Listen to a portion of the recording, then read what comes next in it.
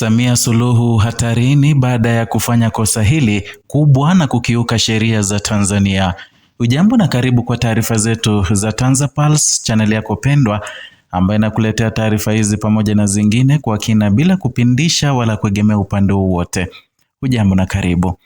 Chama cha Demokrasia na Maendeleo Chadema kimetangaza rasmi kwamba amri ya zuio la muda ya Mahakama Kuu iliyokuwa ikizuia kufanya shughuli za kisiasa nchini ilikoma kisheria tarehe 10 Disemba mwaka jana baada ya kukamilika kwa muda wa miezi 6 uliowekwa na sheria.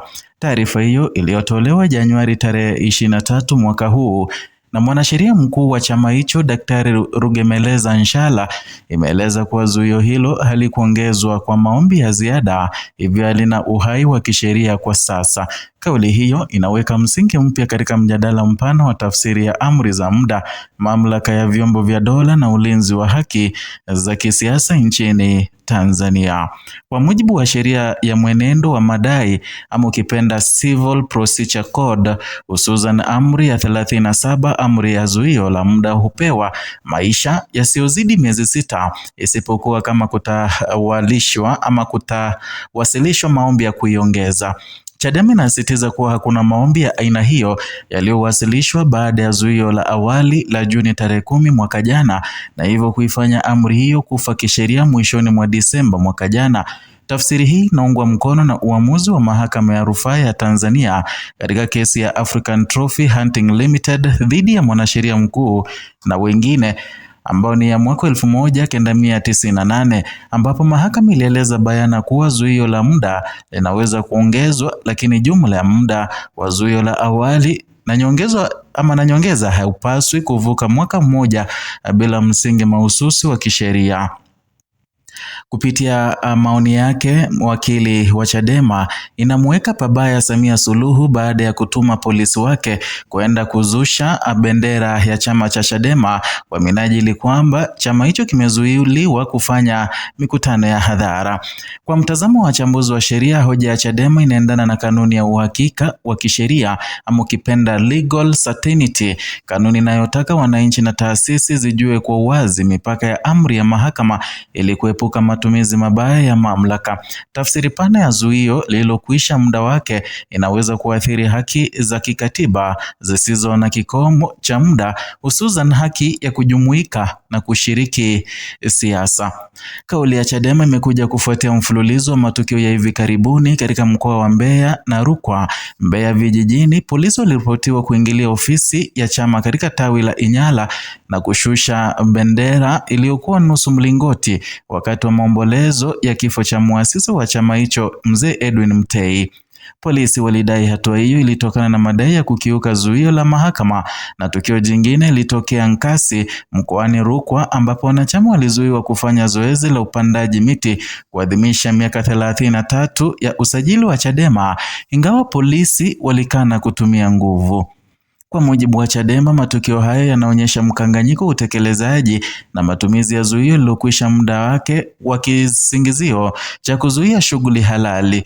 Chama kinasisitiza kuwa katika kesi za madai polisi hawana mamlaka ya kutekeleza zuio isipokuwa pale ambapo mahakama imetoa amri mahususi ya utekelezaji au pale ambapo wahusika wamepatikana na hatia ya kudharau amri ya mahakama.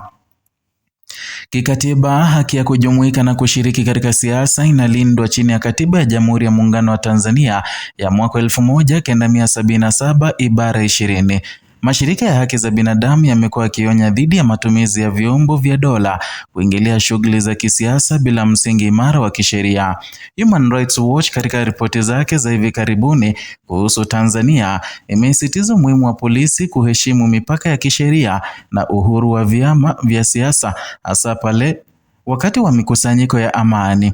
Na kwa mtazamo wa kitaasisi, jeshi la polisi lina wajibu wa kulinda amani na usalama, lakini pia lina jukumu la kutekeleza sheria kwa uwiano ama ukipenda proportionality na uhalali ama ukipenda legality.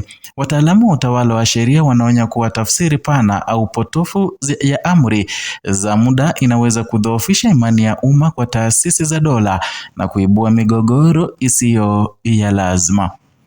Na katika taarifa yake, Chadema imetoa onyo kali kwa maofisa wa polisi na watumishi wa umma wanaoendelea kutumia zuio lililokoma kuzuia shughuli za chama.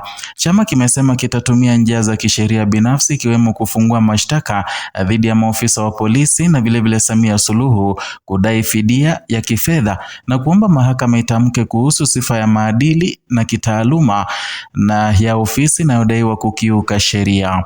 Hatua hii inaakisi mwelekeo wa vyama vya siasa kutumia mahakama kama jukwaa la kusawazisha mamlaka kati ya dola na haki za kiraia.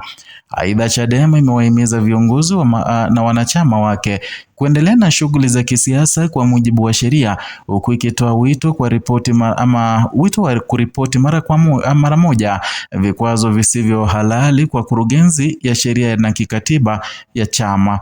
Wito huu unaonyesha mkakati wa utawala wa sheria ama ukipenda rule of law badala ya makabiliano ya moja kwa moja.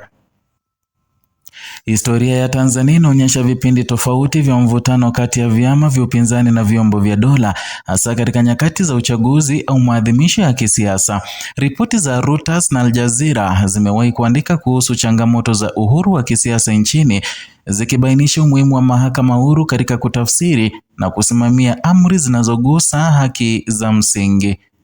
Na kwa upande wa kisheria, wasomi wa sheria wameandika kwamba amri za muda ni zana za dharura, si mbadala wa uamuzi wa mwisho wa mahakama. Na jarida la African Human Rights Law Journal limeeleza kuwa kupanua athari za amri za muda bila msingi wa kisheria kunaweza kugeuza zana hiyo kuwa kifaa cha kuzuia haki badala ya kuzilinda. Na taarifa ya Chadema kuhusu kukoma kwa zuio la mahakama kuu si tukio la kiutaratibu pekee, ni mtihani wa vitendo kwa utawala wa sheria, uhuru wa kisiasa na uwajibikaji wa vyombo vya dola nchini Tanzania. Na ikiwa tafsiri ya kisheria itaheshimiwa, itaimarisha dhana kwamba hakuna chombo kilicho juu ya sheria na kwamba haki za kikatiba haziwezi kusimamishwa kwa misingi ya amri zilizokwisha muda wake. Kinyume chake, kuendelea na utekelezaji wa zuio lililokoma kunaweza kuibua mgogoro wa kisheria, kudhoofisha imani ya umma na kuathiri mazingira ya kisiasa kwa jumla. Na kwa nchi inayojitahidi kuimarisha taasisi na demokrasia, mjadala huu unasisitiza umuhimu wa uwazi wa kisheria, uwiano wa mamlaka na heshima kwa haki za msingi. Hatua zitakazochukuliwa na vyombo husika katika siku zijazo zitakuwa kipimo muhimu cha mwelekeo wa Tanzania katika kulinda uhuru wa kisiasa na utawala wa kisheria. Ni hayo tulikuwa tumekuandalia kutoka hapa TanzaPulse. Hadi wakati mwingine, lakini nakusihi kindly subscribe ili uwe mmoja wetu, na vilevile uweze kugonga alama ya kengele ili ukipokea notifications kila wakati tunapoleta kanda mpya.